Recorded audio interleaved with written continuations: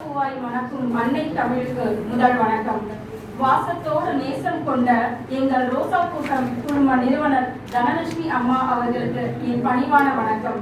மணக்கும் தமிழில் சொல்லெடுத்து ராசாவாய் வீற்றிருக்கும் எங்கள் தலைமை ஐயா அவர்களுக்கு தலைமை வணக்கம். அன்றளந்த ரோசா மலராய் இங்கு வீற்றிருக்கும் அனைத்து சான்றோர் பெருமக்களுக்கும் கவி உறவுகளுக்கும் என் கவி வணக்கங்கள். கவிதை தலைப்பு உடன்பிறப்பே.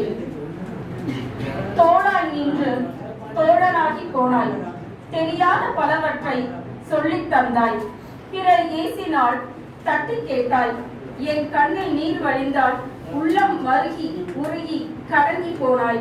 நான் கீழே விழுந்தால் நீ அழுதாய், என் தோல்வியில் நீ வாடினாய், என் வெற்றியில் துள்ளி குதித்தாய். உடன்பிறப்பே, உன் போல யாரும் உலகில் இங்கு பிறக்கவில்லை. சுக துக்கங்களில் முன் நின்றாய், உனக்கு கிடைத்தவற்றை எல்லாம் விட்டு தந்தாய், கிடைக்காத பலவற்றை வாங்கி தந்தாய், அன்னை போல் அரவணைத்து காத்தாய், தந்தையாய் மாறி காவல் நின்றாய். செல்ல சண்டைகள் நாளெல்லாம் இனித்திடும், அறிவின் ஊற்றாய் ஆளுமையின் சிகரமாய் முன் உதாரணமாய் திகழ்ந்து விளங்கினாய். வாழ்வில் நல்லது தீயது எதுவென உன்னை பார்த்தே கற்றுக்கொண்டேன்.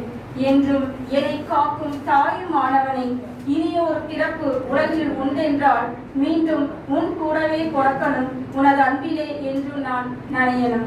கவிப்பாடல் நல் வாய்ப்பளித்த அனைவருக்கும் நன்றி, வணக்கம்.